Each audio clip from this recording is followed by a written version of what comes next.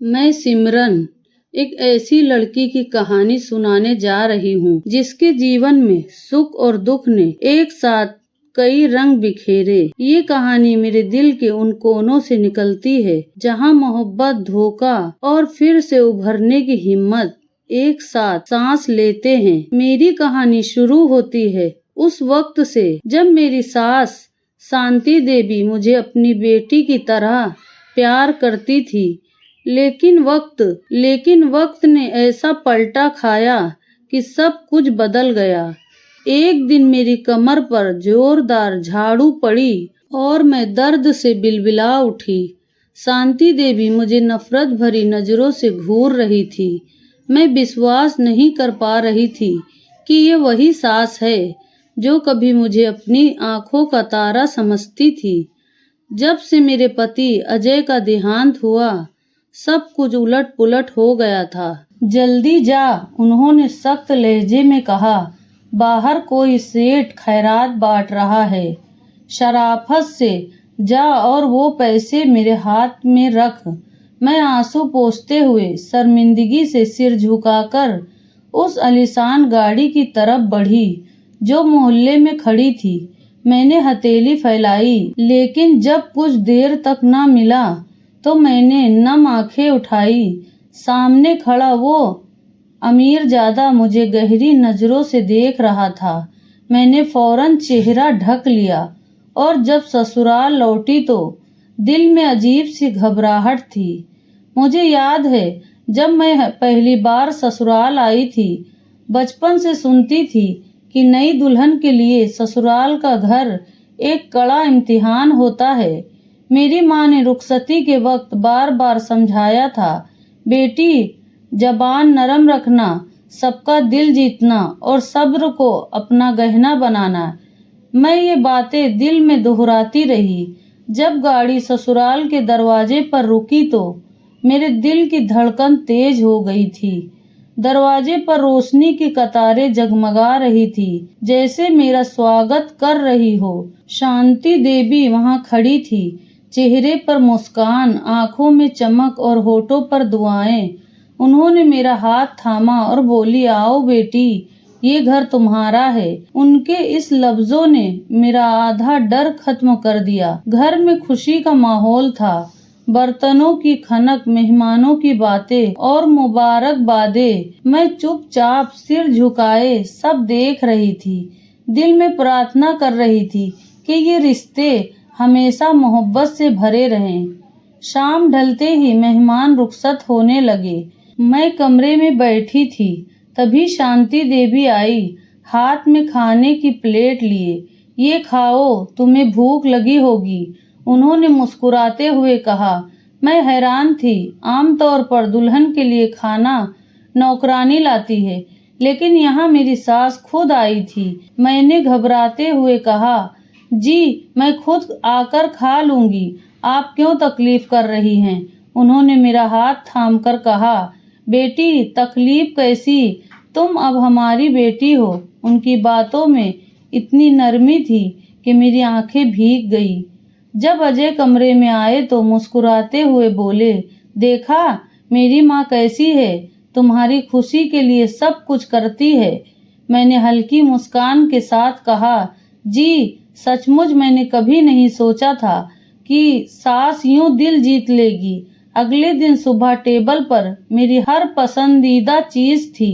पूरियां, सब्जी, दही और चाय, बिल्कुल वैसी जैसी मुझे पसंद थी। मैंने हैरानी से शांति देवी से पूछा, आपको कैसे पता कि मुझे क्या पसंद है। वो हंसकर बोली, अरे अजय ने बताया था। उस रात अजय ने छेड़ते हुए कहा, अब तो तुम्हें यकीन हो गया ना कि मेरी माँ तुमसे मोहब्बत करती है। मैंने शर्माते हुए कहा, जी इतनी मोहब्बत शायद माँ अपनी बेटी से भी कम करती है। वो हंसकर बोले, तुम भी तो उनकी बेटी हो। मुझे लगा जैसे इस घर में मुझे अपनी जगह मिल गई थी। लेकिन इंसान का सोचा हुआ और नसीब का लिखा हुआ हमेशा एक जैसा नहीं होता। एक दिन रात यही सोचती रही कि मेरी खुशियां हमेशा बनी रहेंगी, मगर तकदीर के पर्दे के पीछे कुछ और लिखा था। एक रात अजय ने कहा, जिंदगी का कोई भरोसा नहीं, बस खुशियों को जी लो। मैंने हंसते हुए कहा, आप ये कैसी बात कर रहे हैं? उन्होंने मेरी आंखों में देखकर कहा, पता नहीं, दिल से निकल गया। मैंने बात हंसी में टाल दी, लेकिन आज सोचती हूँ शायद वो कोई इशारा था। उस वक्त मैं सिर्फ इतना जानती थी कि मेरा घर स्वर्ग है। अजय की मोहब्बत और शांति देवी का प्यार मेरे इर्द गिर्द एक दीवार की तरह था। लेकिन जिंदगी हमेशा हमारी मर्जी से नहीं चलती। ये सुकून, ये मोहब्बत एक ख्वाब था जो जल्द ही टूटने वाला था। एक साधारण सी शाम थी।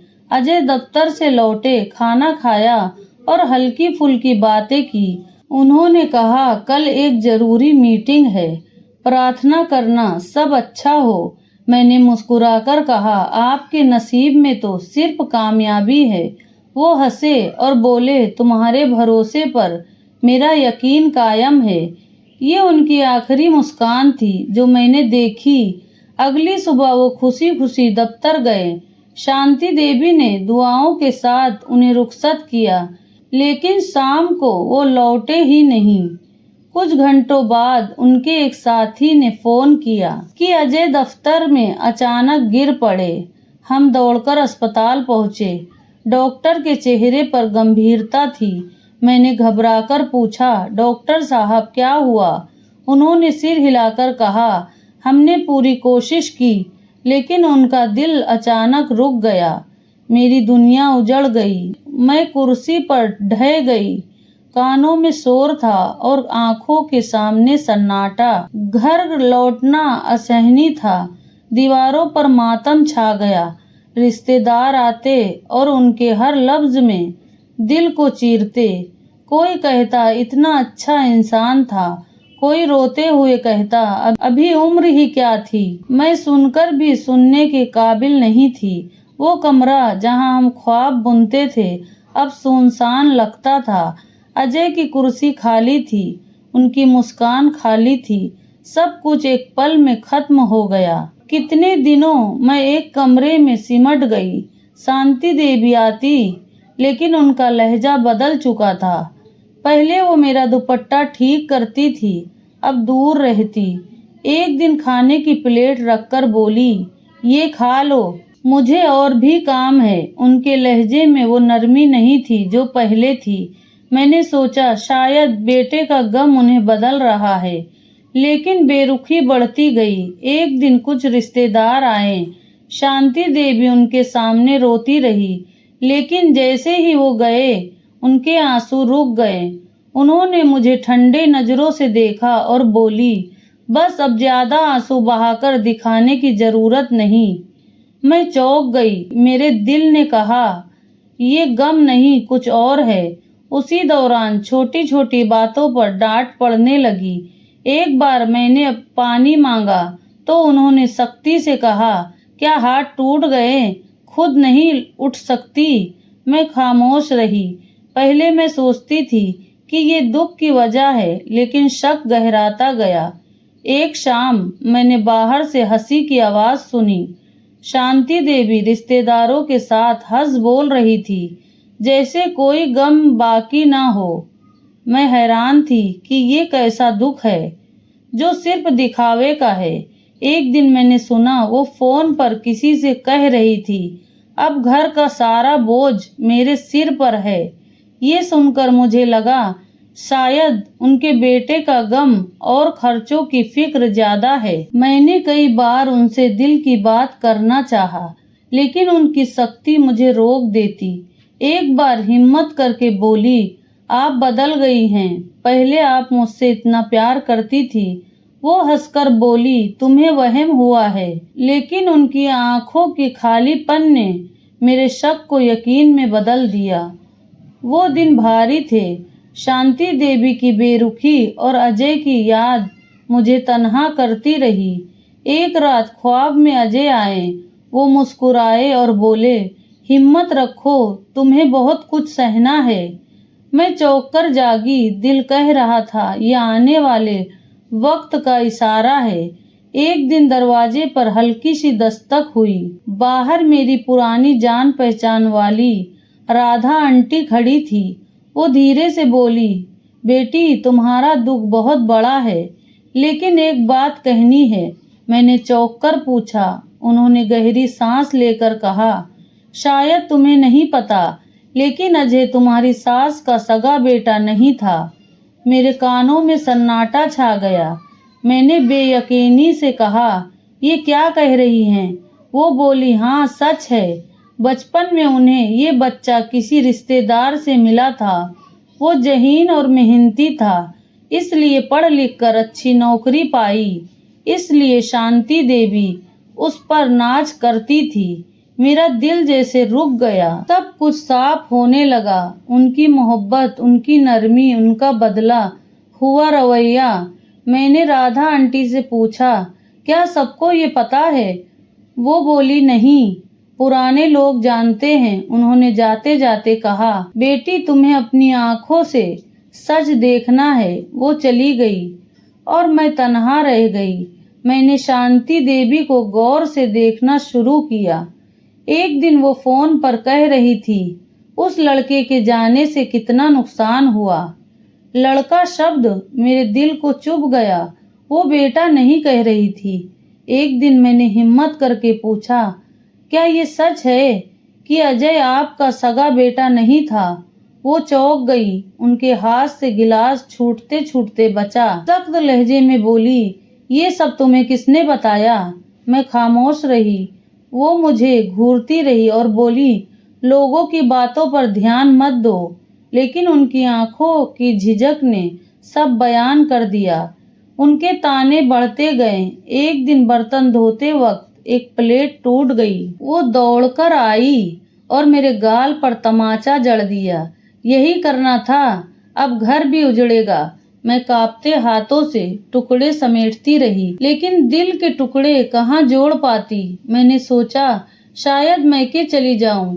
अगले दिन मायके का दरवाजा खटखटाया।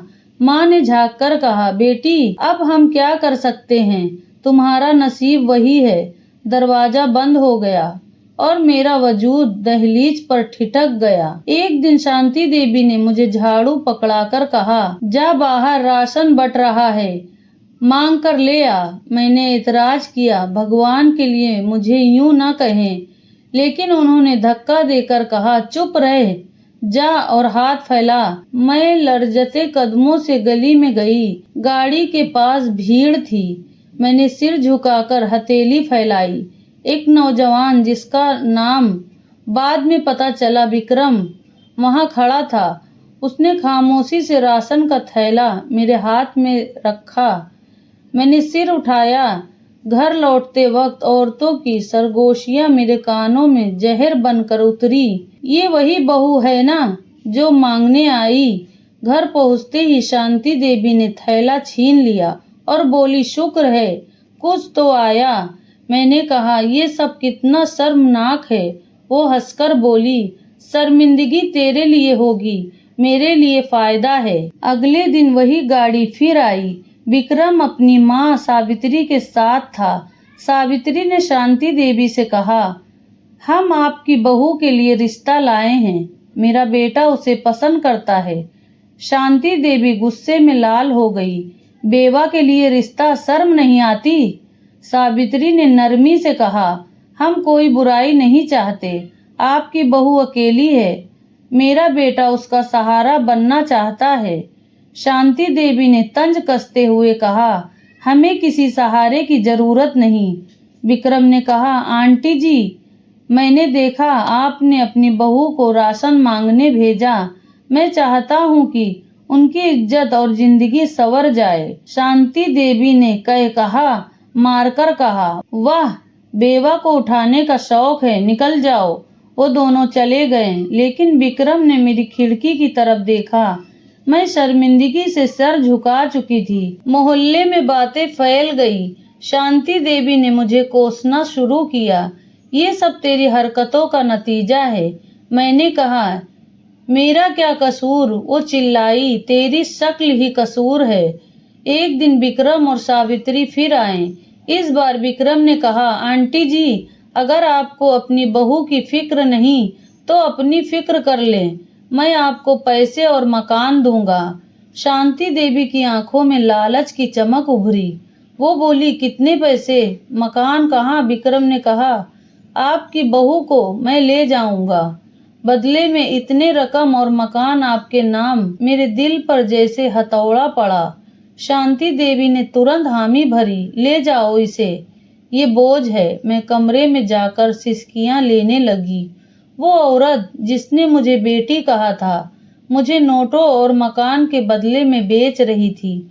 शादी हो गई। शादी के वक्त मेरे लबों पर भगवान का नाम था, लेकिन दिल खाली था। विक्रम मुझे अपने घर ले आया। मैं खामोश थी। उसने कहा, ये तुम्हारा घर है, डरने की जरूरत नहीं। मैंने सिर झुका लिया। वो बोला, मुझे पता है तुम खुश नहीं हो, लेकिन मैं सब ठीक कर दूंगा। मेरे दिल में नफरत थी।